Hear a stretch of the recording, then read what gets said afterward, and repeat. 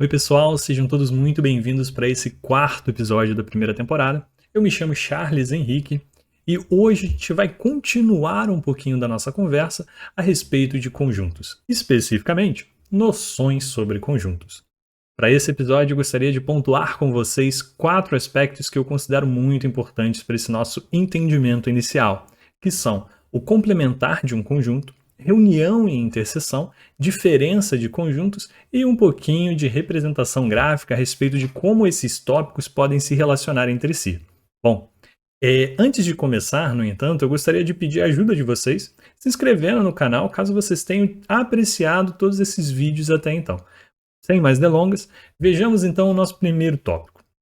Especificamente, antes da gente falar um pouquinho sobre o complementar de conjunto, eu gostaria de pontuar algumas outras características a respeito do conjunto universo. E para fazer isso, eu trouxe 2 situações que eu considero muito importantes, porque trabalham com noções geométricas que muito são conhecidas. Portanto, observe que eu vou apresentar um conjunto C para vocês. Só que eu vou fazer essa apresentação de uma maneira semelhante. E depois eu vou mudar o nosso entendimento a respeito do conjunto universo. Afinal de contas, como este serve para esgotar possibilidades de qualquer contexto físico, digamos assim, ou até mesmo do cotidiano, não é de se espantar que mudando a nossa referência e entendimento sobre o conjunto universo, cheguemos a conclusões um pouquinho diferentes. Portanto, vejamos como que eu vou apresentar esse conjunto C. Vide, seja C o conjunto dos pontos que distam R de A. Em outras palavras, gente, o que eu estou querendo dizer aqui é, vamos considerar C como o conjunto dos elementos que tem uma distância fixa de um dado ponto qualquer, tá? E aí, repare que eu vou mudar o meu conjunto universo. Em um primeiro momento, eu vou falar que o meu conjunto universo ele vai ser um plano. E depois eu vou falar que esse meu conjunto universo passa a ser agora o espaço. Em outras palavras, o que a gente está fazendo é, num primeiro momento, analisando num contexto bidimensional e num segundo momento, perdão, analisando num contexto tridimensional. Olhando para essa primeira imagem, vamos imaginar num primeiro momento que você tem só esse ponto A. Né? E aí eu vou marcar no plano um outro ponto P1 que tem uma distância R, ou seja, fixa de A. Tá? Ou seja, P1, se ele dista R de A, ele pertence ao conjunto C. Né? Observe exatamente onde está o meu cursor. Se eu for pegar para medir a distância A desse meu cursor, ela vai ter a mesma distância que a P1. Portanto, esse pontinho aqui também pertenceria. O que eu estou querendo dizer é que à medida que eu for caminhando, digamos, radialmente, eu vou mantendo essa distância. Por exemplo, o ponto P2, ele dista R de A, assim como P4 e assim como P3. Aliás, queridos, esse é, por exemplo, o princípio do compasso. Observe que ao fixar a sua ponta seca no ponto A e a ponta com grafite ao longo dessa linha por hora, digamos assim, eu vou basicamente selecionando todos os pontos que pertencem a esse conjunto C. Observe que o mesmo pode ser feito no contexto de conjunto universo tridimensional. No entanto, eu não conseguiria apenas fazer isso no plano. Observe que eu poderia transladar num terceiro eixo e ainda assim obter pontos que pertencessem ao conjunto C, que basicamente cumprissem esse filtro que o conjunto C apresentou, que basicamente é ter uma distância fixa de um ponto A. Observe, portanto, que à medida que a gente muda a nossa interpretação do conjunto universo, a gente obtém figuras diferentes. Por exemplo, se você considerar que C é a distância R de A, os pontos que basicamente distam R de A no plano, e você juntar todos esses pontos, você vai obter uma figura geométrica, você vai obter uma circunferência. Tá? No entanto, no cenário 2, se você for pegar todos esses pontos, ou seja, a característica é a mesma, só que você mudou o seu conjunto universo. E aí não mais você obtém uma circunferência, você passa a obter uma casca de esfera. Ou seja, à medida que tomamos diferentes interpretações a respeito do nosso conjunto universo, chegamos a conclusões diferentes. Bom, sem mais delongas, o que seria então o complementar de um conjunto? Isso é muito importante porque, em essência, é o que basicamente vai ditar aí boa parte do nosso ensino, do nosso conteúdo a respeito de probabilidade. Afinal, a negação de uma probabilidade, por aí vai. O que seria para a gente, e por hora, o complementar de um conjunto? Bom, a gente primeiro vai precisar fazer um combinado. Então, o primeiro detalhe, o primeiro grande detalhe que você precisa conferir quando você vai falar a respeito do complementar de um conjunto é ter, em um primeiro momento, a sua noção de conjunto universo bem estabelecida, ou seja, conhecer exatamente quem é esse conjunto universo. E depois, fica combinado que o complementar de um conjunto A, ele é formado pelos elementos do seu conjunto universo que não pertencem a A. Ou seja, o complementar do seu conjunto ele vai ser apresentado basicamente, né, por todos os elementos que compõem, ou seja, que faz parte do seu conjunto universo, mas que não pertencem ao seu conjunto A, justamente resultando, né, no complementar de A. Portanto, matematicamente, para cada elemento E pertencente ao universo, se E não pertence a A, ou seja, se ele não faz parte do seu conjunto A que você está analisando, então ele obrigatoriamente faz parte, perdão, do seu complementar de A. E o complementar de A, ele pode ser representado em notação por algumas maneiras, né? A mais usual é A com barra em cima. Eu, no entanto, gosto muito dessa daqui. A, e aí você tem um indicador, né? Um índice superior aqui, com a letra C, indicando que se trata do complementar de A. Como que fica graficamente? Graficamente, vamos imaginar que num primeiro momento, esse retângulo aqui ele representaria o seu conjunto universo, ou seja, de todas as possibilidades. Portanto, se A for tomado como esse conjunto em branco, o complementar de A seria todos os elementos que não pertencem a A, ou seja, eles obrigatoriamente têm de estar do lado de fora de A, e obrigatoriamente também eles devem estar dentro de U, porque eles têm que pertencer a esse conjunto universo, ou seja, o seu conjunto complementar de A seria toda essa região aqui que está em bege. Joia?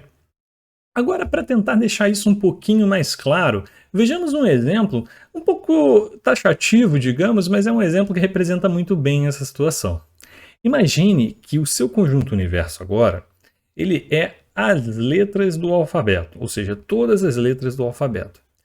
Vamos imaginar agora que você tem um conjunto C, e esse conjunto C é o conjunto das letras que são consoantes. Portanto, qual é o conjunto complementar? Ou seja, qual seria o complemento de C? Observe que você vai concluir que a letra A, E, I, O e U, elas pertencem ao seu conjunto universo. No entanto, apesar de pertencerem ao universo, elas não pertencem a esse conjunto C, porque ele foi apresentado como as consoantes e essas letras não são consoantes.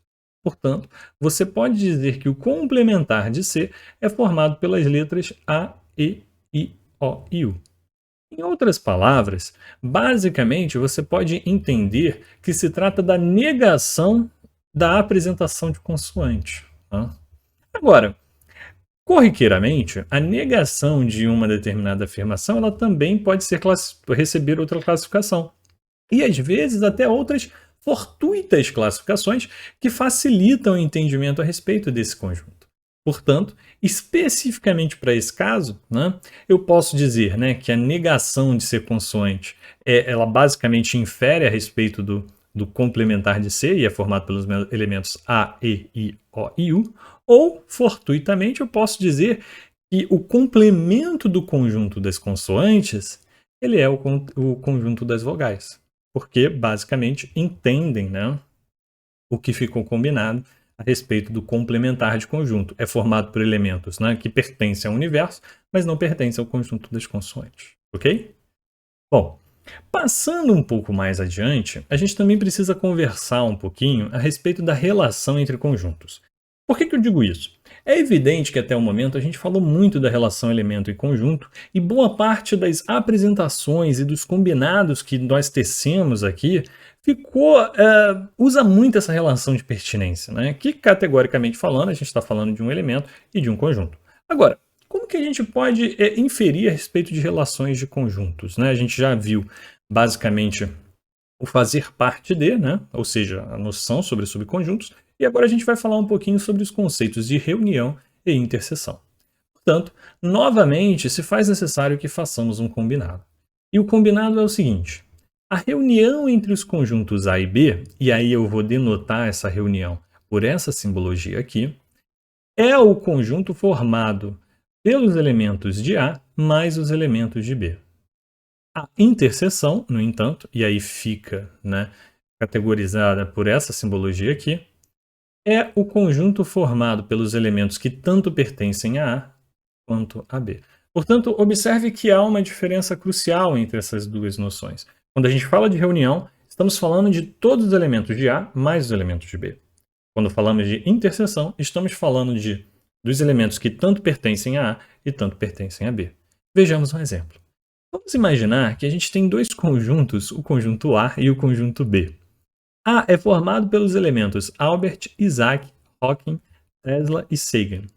E B é formado pelos elementos Isaac, Euler, Gauss e Leibniz.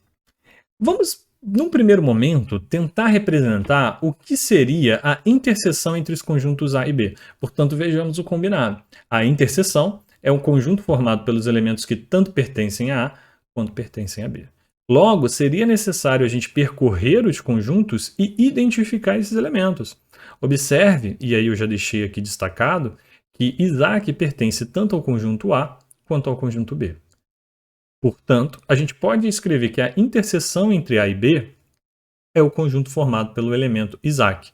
Em outras palavras, né, é um conjunto unitário. E observe que é semelhante, caso eu dissesse, a interseção entre A e B é a mesma coisa em essência, é o mesmo conjunto que a interseção entre B e A? E observe que sim. Né? Você estaria buscando um elemento que pertence a B e que, simultaneamente, também pertence a A. Logo, o conjunto interseção, ele indifere se você escrevesse A interseção B ou B interseção A. Bom, agora que interseção ficou devidamente apresentado, vamos conversar brevemente a respeito de reunião ou união. Tá? Tomando novamente os mesmos conjuntos que foram tomados como exemplo no caso da interseção, vejamos agora como que a gente apresentaria um conjunto A reunião B. Ou seja, o combinado era a reunião é tomada pelos elementos que pertencem a A mais os elementos que pertencem a B.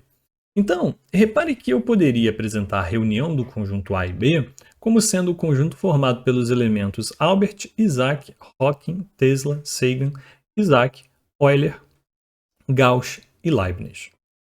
O que eu estou querendo dizer para vocês de pronto e destacadamente é que aqui eu apresentei o mesmo elemento duas vezes, né?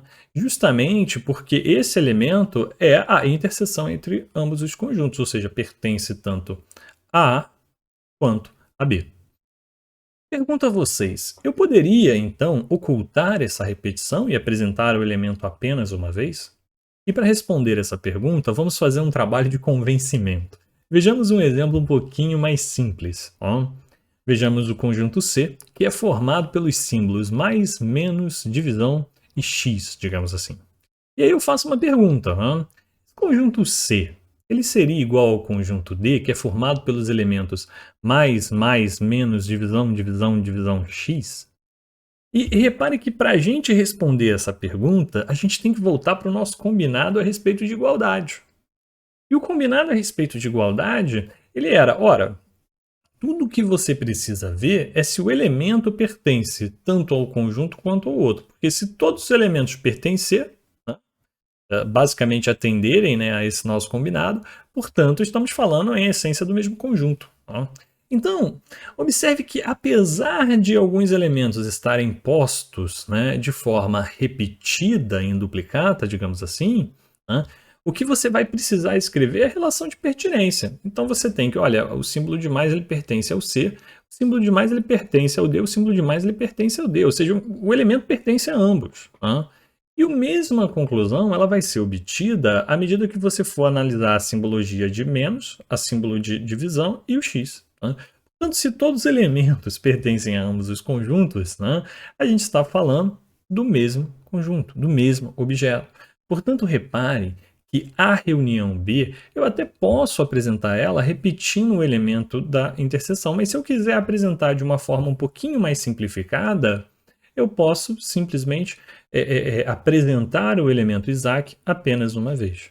Portanto, A reunião B é o conjunto formado pelos elementos Albert, Isaac, Hawking, Tesla, Sagan, Euler, Gauss e Leibniz. Joia? Bom, agora vejamos um curioso conceito que seria o conceito da diferença entre dois conjuntos, que também há de se considerar muito importante. Sobretudo, pessoal, porque esses conceitos de reunião, interseção e diferença, eles vão fazer uma enorme diferença. Nossa, que redundante. Bom, eles vão ser cruciais, digamos assim, para quando a gente for entender como que alguns conectivos lógicos funcionam e a importância desses conectivos, sobretudo em um estudo de probabilidade. Veja que existe certa diferença entre um e ou um ou, uma diferença que talvez o português ele não compreenda tão bem quanto, né, a notação de conjuntos, digamos assim. Para que isso fique claro, então, né, esses conceitos eles têm que, novamente, estar bem fundamentados. Vejamos então o que seria a diferença entre conjuntos.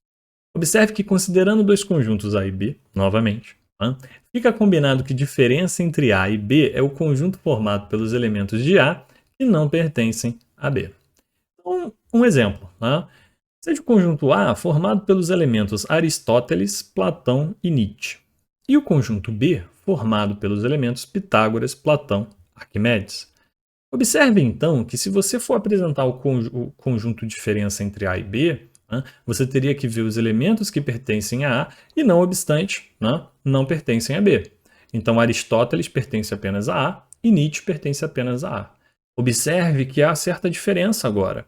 Se você for falar, né, no conjunto diferença de B entre A, seriam os elementos de B que não pertencem a A.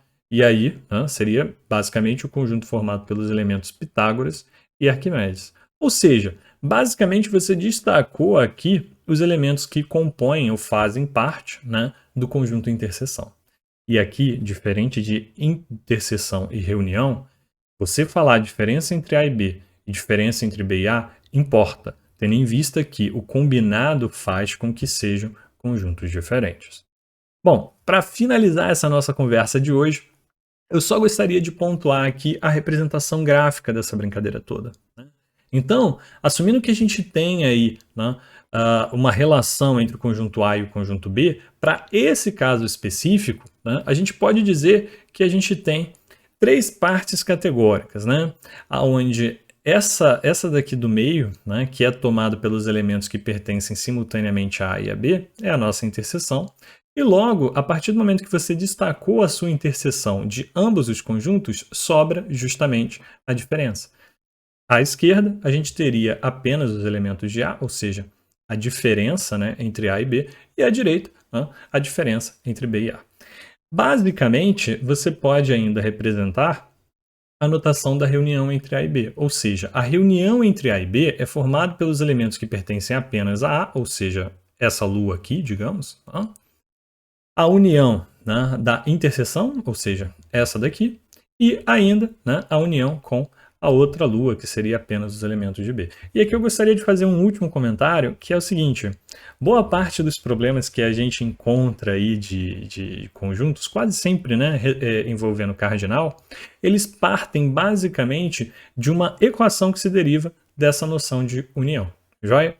Mas a gente vai falar um pouquinho mais sobre isso aí nas próximas classes, joia? Mais uma vez, eu só queria agradecer aí a atenção de vocês e eu espero muito que vocês voltem para o próximo vídeo, né, dessa primeira temporada. Se você gostou desse vídeo, curta, se inscreva no canal, me ajuda pra caramba. Muito obrigado, pessoal.